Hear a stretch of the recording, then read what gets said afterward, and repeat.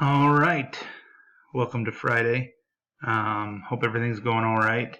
Hope everything went smoothly with yesterday's stuff in class and that it will run smoothly today. So, yesterday's lecture was about the Korean War and how there was a further divide that happened between the United States and the Soviet Union and how they were basically fighting a war against each other without actually fighting a war against each other. It's a Cold War, but there are instances where either side will back other countries who will fight amongst themselves, like with the Korean War, North and South Korea. And so a lot of these things we're talking about today, even though Russia is not a communist country anymore, still affect us a lot.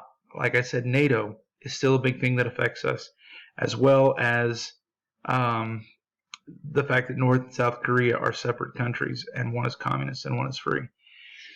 So, but you can bet that in the United States, during the end of the 40s and through the 50s and even into the 60s, there is this great fear of communism spreading.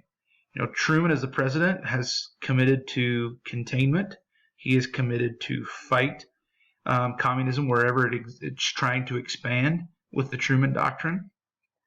And, many instances where he's already trying to do that or where he had done that. However, fear over communism is what's called the Red Scare. We talked about a Red Scare that had happened in the early 1900s or late 1800s. We talked about a Red Scare that happened after World War I in the United States, where they, the Palmer raids, where they kicked a bunch of supposed communists out of the country, deported them. And so things have widened and gotten a little crazier. And so there were some things that happened. We knew that we were on separate sides of this issue with the Soviet Union and the United States, but the thought that we were spying on each other, we probably knew that it was going on and suspected that it was going on, but we really didn't have any evidence yet of it until September of 1945. And this sent people into a tizzy because this was absolutely irrefutable, undeniable evidence that the Soviet Union was spying on the United States and trying to get atomic secrets to build the atomic bomb. So September 1945, this guy right here, a picture of Igor Gouzenko, he was a Soviet embassy clerk in Ottawa, Canada. So you know how different countries have embassies in countries that they have good relationships with and things like that. So this fellow worked there. These embassies tend to be places where spies in those foreign countries come to and share information with and things like that.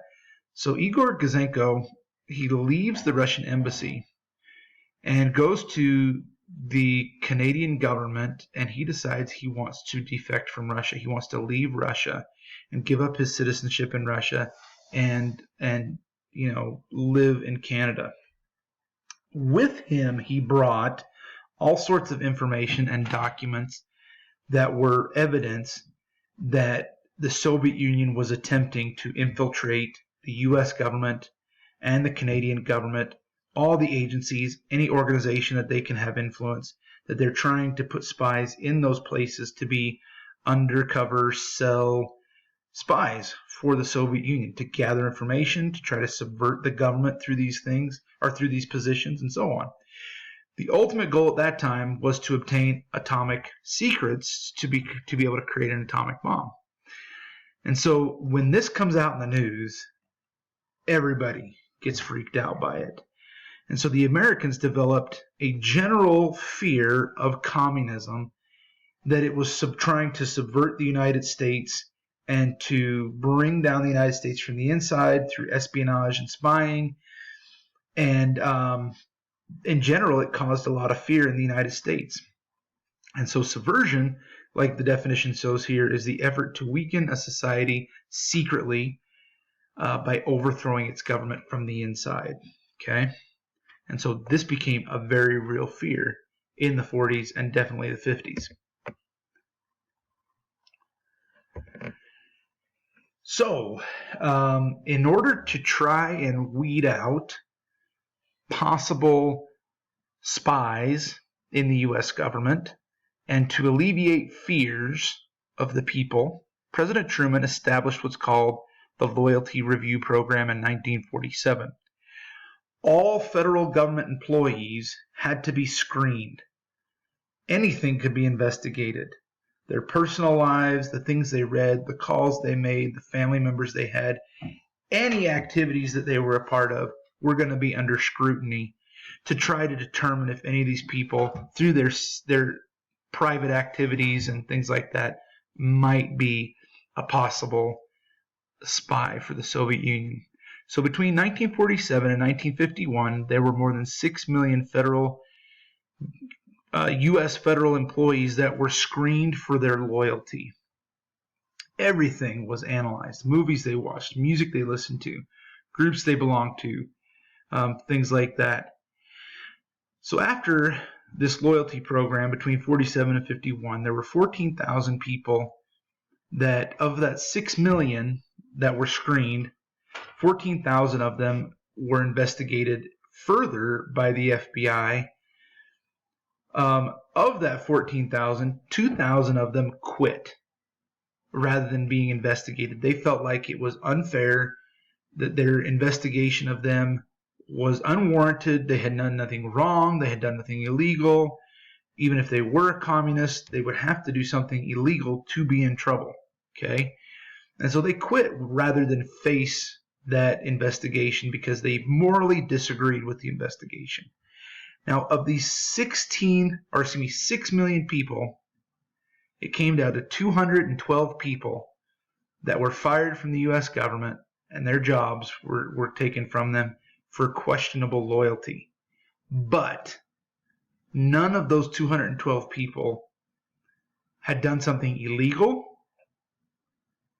and had never gone on trial or anything. They just lost their jobs because of questionable loyalty. And so were they spies? We don't know, but they never were charged with being spies. But this got a lot of people upset. In a country where you're believed in, it is believed that you are innocent until proven guilty, well, these people are losing their livelihood, their jobs, their reputations, based on the thought that they might just maybe be communists. Okay? So there becomes a big division in the country between those who are anti-communist, Red Scare, paranoid people, and those people who oppose the whole Red Scare and believe that that these kinds of actions are unconstitutional and violating people's civil rights. So to investigate this further, there was created what's called the House on Un-American Activities Committee, or HUAC is what it was called, HUAC. And so in 1938, before the war, there were, American Nazi groups. There were fears that there were communists in the United States. And so the HUAC was created to investigate possible communist and fascist activities. The HUAC worked together with the FBI, and this fellow right here in the slide was the leader of the FBI, director of the FBI, J. Edgar Hoover.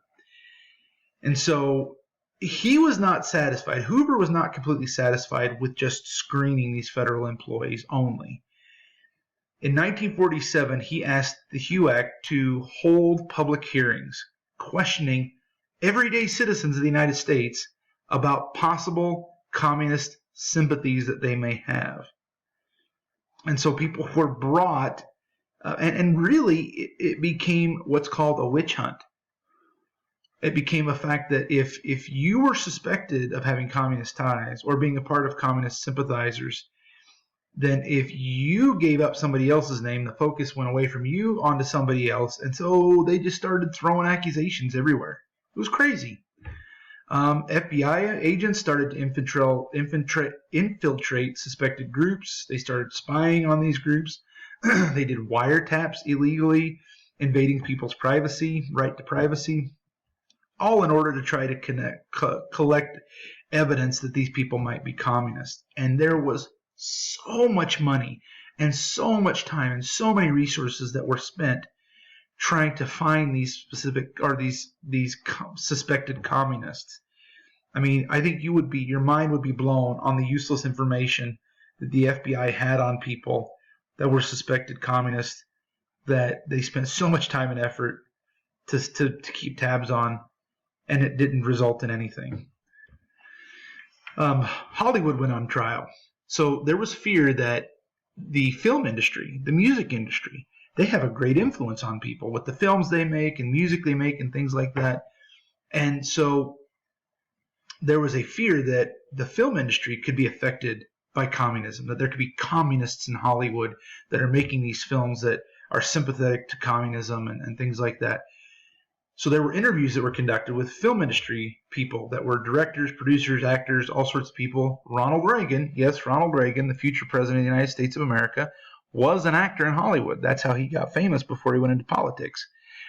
Ronald Reagan testified before the HUAC that there were big-time communists in Hollywood, and that the communists were all over the film industry. And so this, of course, made people fear what possibilities could be there. There were 10 screenwriters that were called the Hollywood 10, and they said, we don't have to testify about anything. We've not been accused of a crime. We haven't committed a crime. So no, we're not going to come in and we're not going to be questioned. We feel that this is harassment and it's not fair. It's against our rights. And so they used the Fifth Amendment. You remember the Fifth Amendment? You know, a right to not incriminate yourself. They said they used the 15th Amendment as a right of theirs to protect themselves and refuse to testify. But what ended up happening is anybody who went that route, who refused to come in and be questioned, they got what was called blacklisted. Basically, you get put on a list of people who are hard to work with, and you bring about, you know how they talk nowadays about cancel culture? Well, these people were canceled in Hollywood. They were put on a blacklist, and good luck trying to get a job. You know, nobody's going to want to work with you because you're on the blacklist and you refuse to talk to HUAC and you might be a communist and so on. Blacklisting nowadays is illegal. You can't do it. Okay. Notice on any job applications you fill out, there's a little box that says, are we allowed to contact your former employer to talk about you or ask questions about you? But it's within your rights to say no, and they can't. Okay. So, and then you have the situation of Alger Hiss. Now, President Roosevelt was accused of being a communist. Alger Hiss was a diplomat that was a part of the Roosevelt presidency. And there were all sorts of accusations that FDR allowed communists in his administration and was sympathetic to communism and so on. Alger Hiss was accused by a guy named Whittaker Chambers, who was also accused of being a communist, and so he gave him Alger Hiss's name. Whittaker's Chamber was a Time magazine editor, and he was a former communist, and he gave up Alger Hiss's name. And he also specifically said that Alger Hiss passed secret information to Whittaker Chambers as the editor of Time magazine. Sensitive, top secret information. And that they were working together as communists. Well, Hiss denied knowing Chambers. And Chambers says, no, he's giving me this stuff. Well, then Chambers brought all of this stuff that Alger Hiss had given to him from the State Department that were papers that were top secret information that Hiss had given to him. It was massive amount of evidence that Alger Hiss lied, that he had perjured himself. Because as you see in this picture, he raised his right hand when he was questioned by HUAC, and he swore that under oath that he did not do this. And when you lie under oath, it's called perjury, and he committed perjury. And so he wasn't in trouble for what he had done, but he was in trouble because he had lied under oath. And that's what ends up getting Alger Hiss. So, all right, this first section here of the lecture is coming to an end, and I'll do a part 2. See you in a minute.